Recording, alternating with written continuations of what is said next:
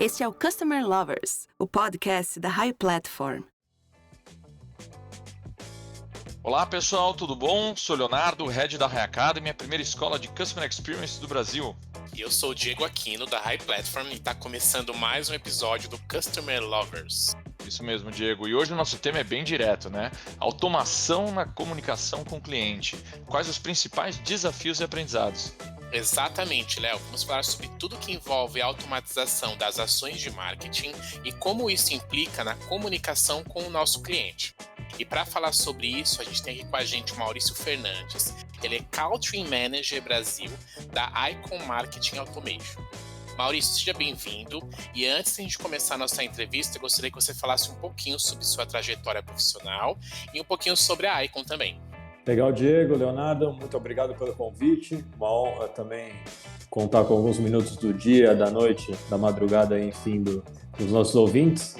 Bom, eu estou no marketing há mais de 10 anos, atuando aí em diferentes setores, então já atendi turismo, trabalhei muito tempo com o pessoal da Gol, muitos bancos de investimento, alguns bancos tradicionais também, pessoal do Citibank, e depois outros setores aí como Disney, Bayer, outros laboratórios, então vários segmentos.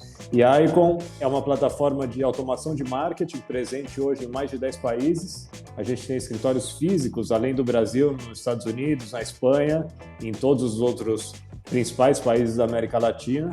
E a nossa plataforma hoje, além de contar com as principais integrações do mercado, a gente trabalha os canais de e-mail marketing, e-mail transacional, SMS, notificações web push e um módulo de enquetes. Globalmente, na Icon a gente atende desde marcas como Coca-Cola, Itaú, Starbucks, até clientes com um volume bem menor de base e de comunicações, mas sempre mantendo a mesma política de assessoria estratégica. Muito bom, Maurício. E agora vamos começar basicamente com uma pergunta que é uma grande dúvida de todo mundo, né? O que difere o marketing de conteúdo do marketing tradicional? E onde entra o marketing 4.0 em todo esse contexto? Bom, o marketing tradicional é aquele marketing unilateral que a gente pode pensar aí para se situar um pouco na metade do século XX, mais ou menos. E para entender, é fundamental a gente lembrar que essa mensagem era feita unilateralmente em pouquíssimos canais, né? Se a gente for comparar com a variedade de canais que a gente tem hoje, e era centralizada totalmente no produto, né? Uma mensagem da empresa falando do seu produto. Depois, o marketing de conteúdo, eu sou um grande entusiasta, aí tem muita gente no Brasil fazendo trabalhos maravilhosos. Que o marketing de conteúdo ele não promove, né? Ele não é uma publicidade explícita da marca, mas ele toca pontos, né? Ele toca assuntos de interesse da marca e dos clientes e possíveis clientes dessa marca. Então, para dar um exemplo, uma peça, uma matéria, um post de uma marca de roupa falando de tendências de moda, uma companhia aérea falando de algum destino turístico, né? Ele não está fazendo uma mensagem direta, mas ele está sim trazendo informações relacionadas ao produto.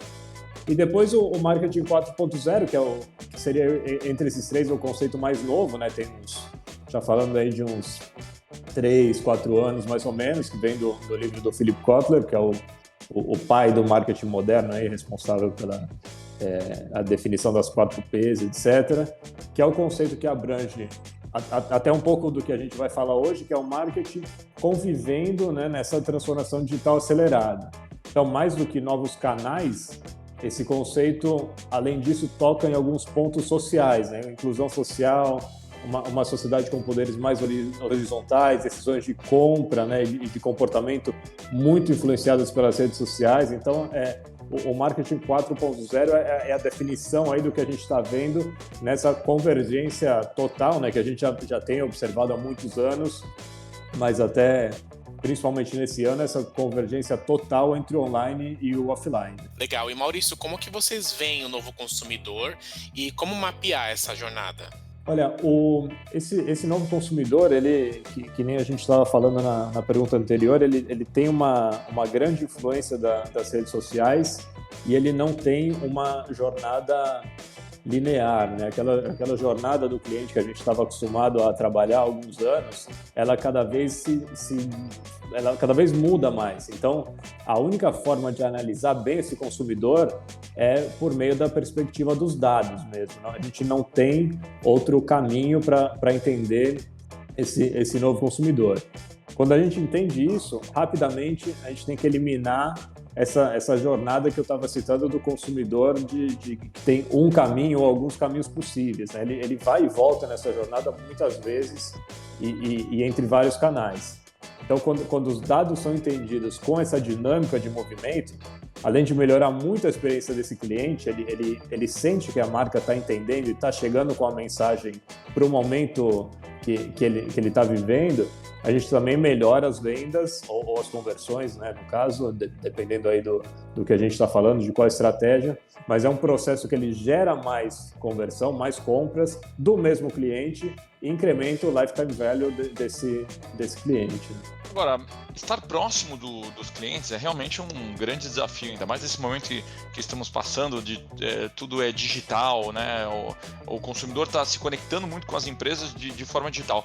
Como as empresas podem se destacar e se aproximar desses seus clientes usando a automação de marketing? As empresas podem se destacar personalizando as comunicações, né?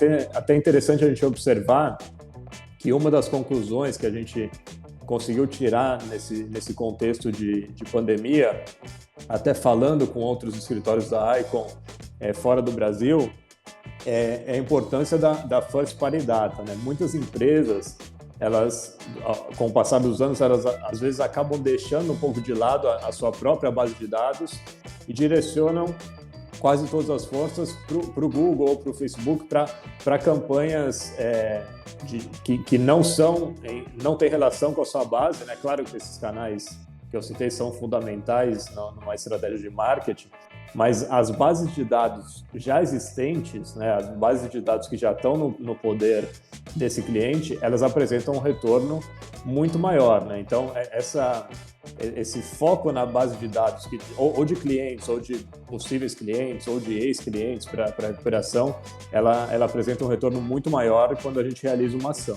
Maurício, qual que é o principal pilar da estratégia da automatização no marketing e como que isso impacta na comunicação com o cliente? Legal, acho que aí a gente pode pensar nesse processo em 3 dimensões, né? Primeiro, a entrada dos dados, quer dizer, como que eu vou conseguir esses dados do meus leads ou dos meus clientes. Depois, as construções da segmentação, que também são muito importantes, né? A gente estava falando anteriormente de personalização, então as construções dessa segmentação é fundamental, esse pilar. E depois, muito importante, às vezes até um pouco esquecido, é a atualização dessas segmentações. Então, no caso da Icon, essa atualização também é automática, né? Porque o que a gente observa muito é que às vezes as empresas criam segmentações excelentes, né? Que atendem ao objetivo do negócio, mas eles passam 3, 6 meses sem atualizar essa base, né? Então essa base ela já perde aquela eficiência que ela teve anteriormente.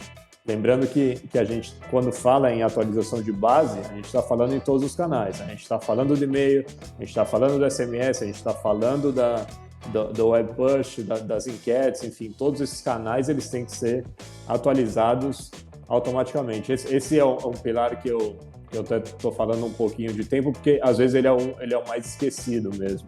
A gente tem um caso de um cliente muito grande, um cliente realmente dessas marcas que todo mundo conhece, que antes de trabalhar com a Icon, eles usavam até o método RFM para separar os clientes, para fazer esse cluster de cliente VIP, de cliente que eu tenho que recuperar, faziam um trabalho muito bacana e esse trabalho ele era atualizado de 3 em 3 meses. Então, o cliente que é VIP hoje, daqui a 3 meses, é muito provável que ele apresente uma modificação aí no número, né? Então, a partir do momento que essa marca começou a trabalhar com a Icon, a gente consegue fazer essas segmentações com uma atualização diária.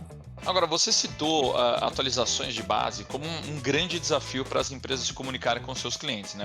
Um grande entrave para as empresas realmente conseguirem se comunicar com seus clientes de forma efetiva. Agora, além desse ponto, quais são os outros grandes desafios, na sua visão, enfrentados na comunicação com o cliente hoje? O grande desafio que a gente observa, e aí a gente está falando em empresas de todos os portes, é a omnicanalidade. É interessante observar esse conceito que já era um desafio antes da pandemia. A gente já está falando em omnichannel há muito tempo. As empresas elas estavam começando a se acostumar com essa ideia, pelo menos como um conceito, né, como objetivo. E a pandemia trouxe uma mudança obrigatória dentro da omnicanalidade, né?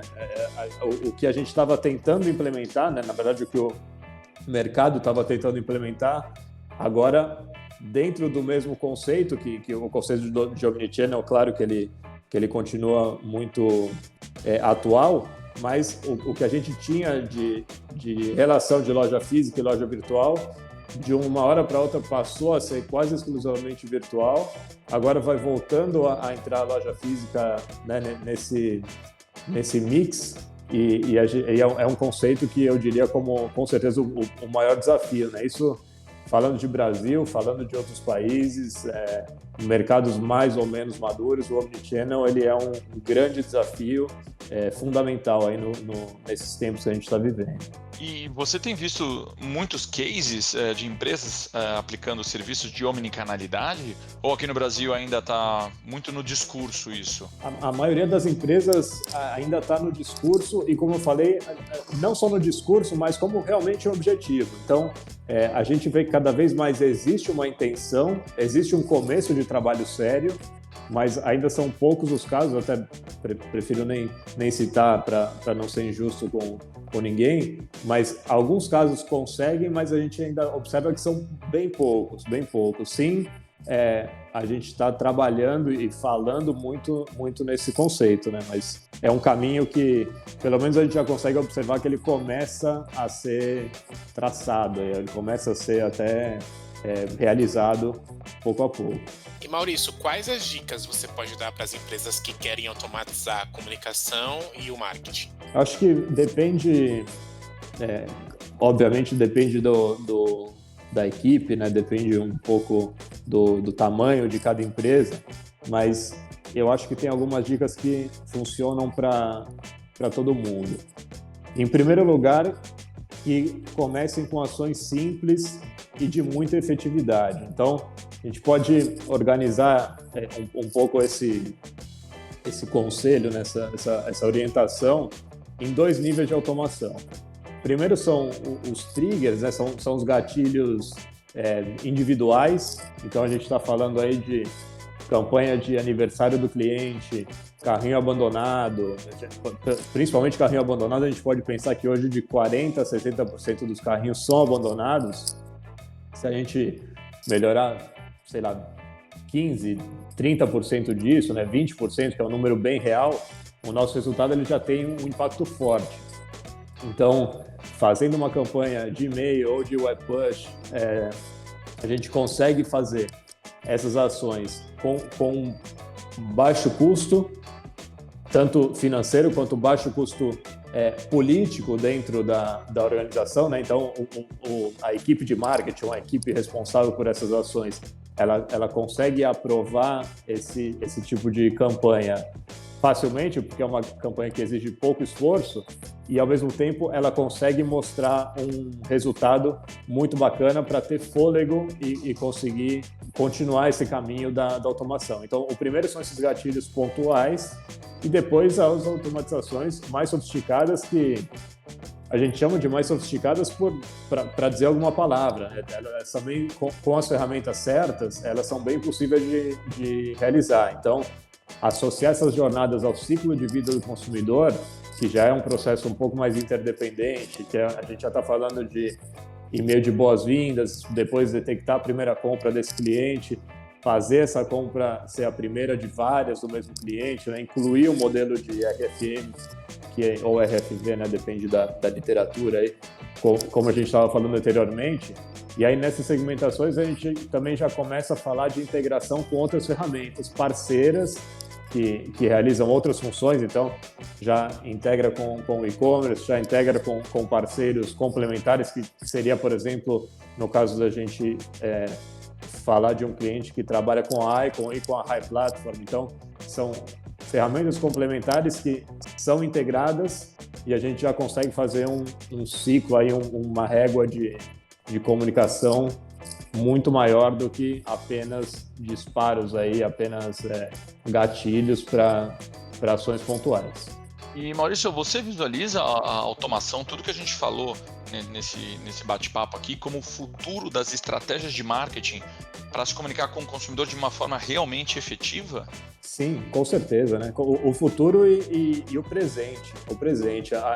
A questão da automação, até um pouco diferente do que a gente estava falando do Omnichannel, a questão da automação a gente já consegue ver em muitos clientes. Então, ter esses canais integrados, entender onde e para que o cliente está entrando em contato comigo, fazendo esse enriquecimento da base e depois as campanhas futuras também personalizadas com essa informação, isso a gente já consegue ver bastante no mercado. Isso aí é o presente e com certeza é o futuro. A gente não tem como hoje falar com o consumidor de uma maneira mais geral, porque realmente não tem explicação. Os dados, eles sempre existem e os trabalhos para a gente tratar esses dados e conseguir atingir o cliente, ele não é complexo. Então, repito, a gente pode estar falando de empresas gigantes ou empresas muito pequenas. Essa comunicação ela tem que ser personalizada e automatizada, sem dúvida. Não, e isso que você falou no final é muito importante, né? Independente do tamanho da empresa, né, Maurício? Uhum. E até gosto de reforçar bastante, na Icon a gente tem líderes de mercado assim, realmente muito grandes e empresas com volume pequeno. O nosso mandamento aqui é perceber que o cliente, que o parceiro quer fazer um trabalho sério de automação, de personalização, mas depois o tamanho do volume, a gente pode estar falando de todos os mercados e de realmente todos os tamanhos. Hoje as ferramentas, elas democratizam essa possibilidade de atingir o cliente de uma maneira específica e fazer uma estratégia como deve ser feito. Muito bom. Bom, o papo está muito bom, o tema, como vimos, é bastante abrangente e importante para apoiar essa estratégia de comunicação com os nossos clientes, né?